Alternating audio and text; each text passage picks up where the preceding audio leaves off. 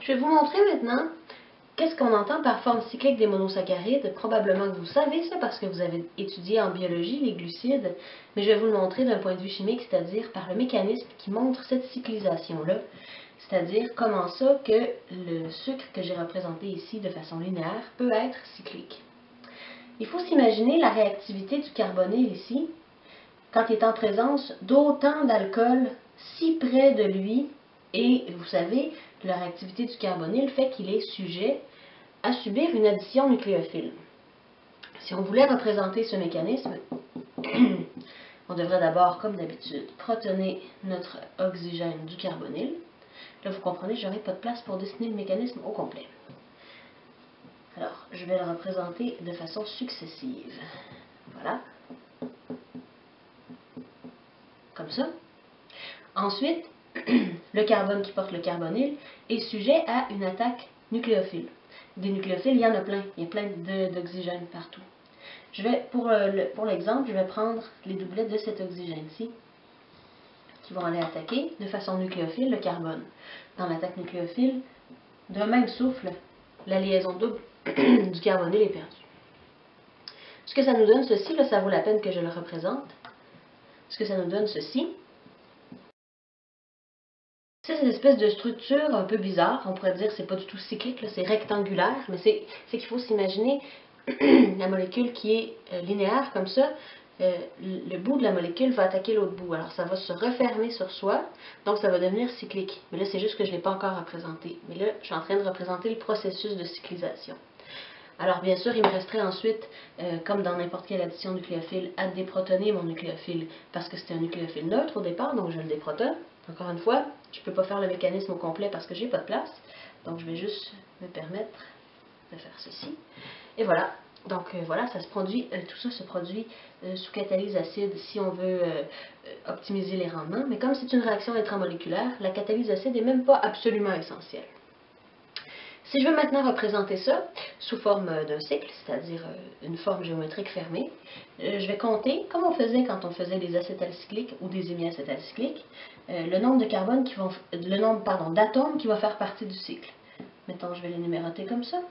4, 5 et 6. Vous comprenez, je ne numérote pas la chaîne ici, je numérote les éléments qui vont faire partie de notre cycle. Alors, je le mets comme ça ici. J'en ai 6. Un des coins est un oxygène. Et puis là, j'y vais tranquillement. Je regarde. Bon, mon carbone 1, ça va être celui-ci. 2, 3, 4, 5. Et puis ça, c'est mon atome d'oxygène 6.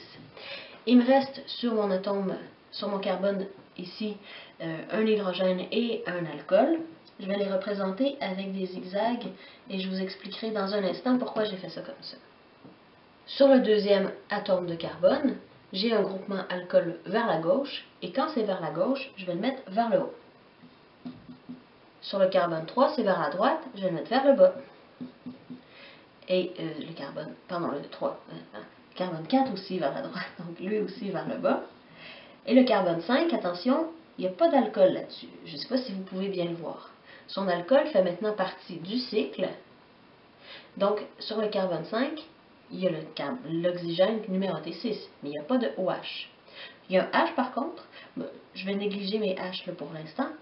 Et puis, il y a le reste de la chaîne, et le reste de la chaîne, eh bien, je vais le mettre par en haut. Vous comprenez bien ici que j'utilise tout un paquet de conventions pour représenter des molécules sous forme cyclique. Je vais vous résumer ces conventions-là.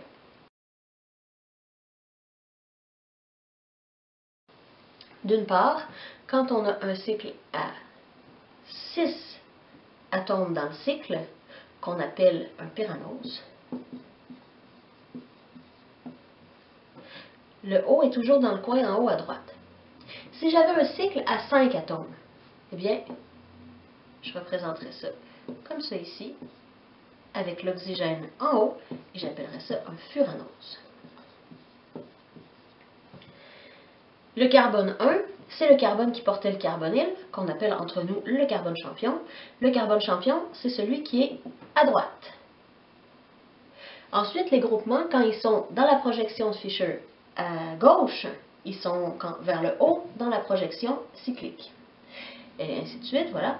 Et quand on a un sucre de la série D, Ici, c'était la série D. Je vous rappelle, au départ, on avait le D-altrose, donc c'est la série D. Quand on a un sucre de la série D, le bout de la chaîne, qui ne fait pas partie du cycle, pointe vers le haut. Cette représentation-là, ce n'est pas une représentation de Fisher. Celle-ci, c'était la représentation de Fisher. Celle-ci, c'est la projection de Haworth.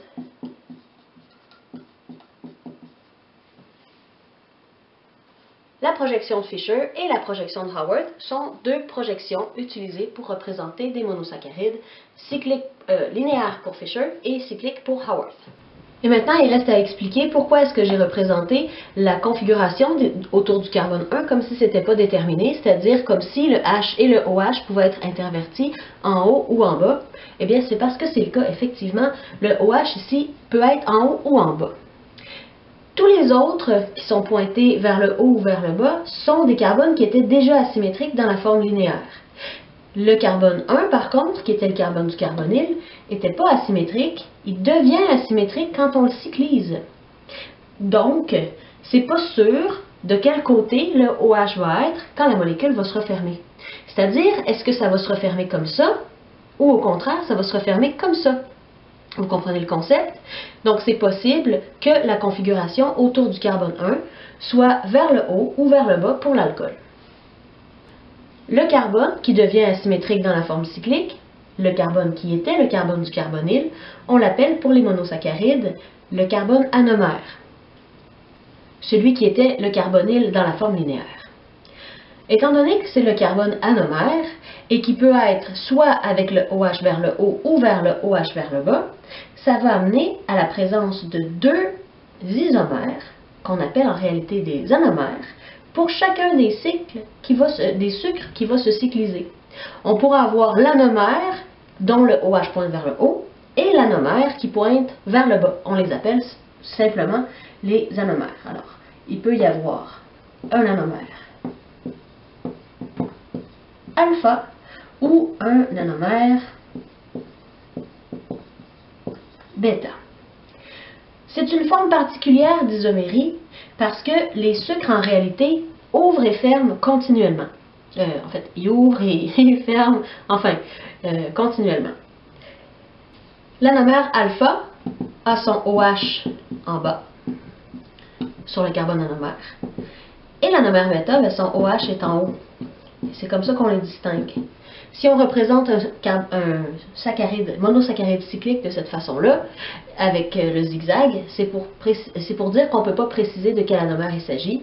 Donc, ça pourrait être un mélange de ces deux isomères-là. La relation d'isomérie entre l'anomère alpha et l'anomère bêta, bien sûr, puisqu'on change la position d'une seule paire de groupements autour d'un seul carbone, c'est une relation de diastéréoisomérie. Ça reste par contre le même sucre parce que lorsqu'il est en forme linéaire, ça revient à un carbone non asymétrique et c'est dans la forme linéaire qu'on détermine les nombres.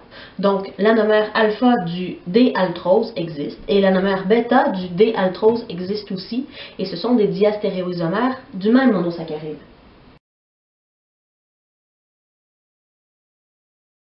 Je vais vous proposer un exercice, essayez de représenter le D-xylofuranose. Alors, on va analyser la question ensemble. D, ça veut dire que ça provient d'un sucre qui est dans la série D. Xylo, c'est l'abréviation, en fait, c'est le début du mot xylose, qui est le nom d'un monosaccharide, dont vous allez trouver la structure à la page 74, non pas du tout, 419. À la page 419, mais je vais vous le donner si vous n'avez pas votre manuel sous les yeux. Et furanose, ça veut dire que ça va être sous forme cyclique d'un cycle à 5 partenaires, c'est-à-dire un cycle qui va avoir l'air de ceci, quoi, un pentagone.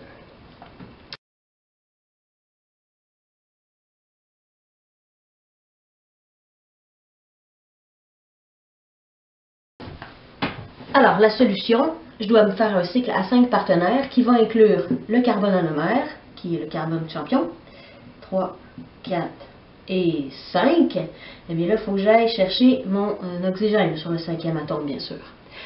Ça va me donner, comme je l'avais dessiné ici, un cycle furanosique.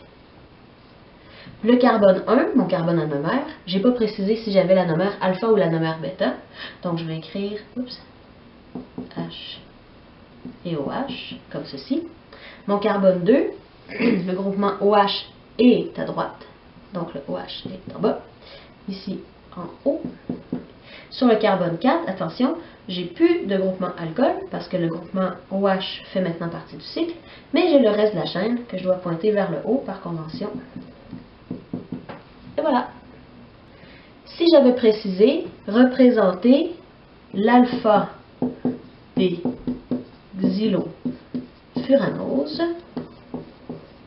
eh bien là, j'aurais dû préciser que mon OH ici est vers le bas.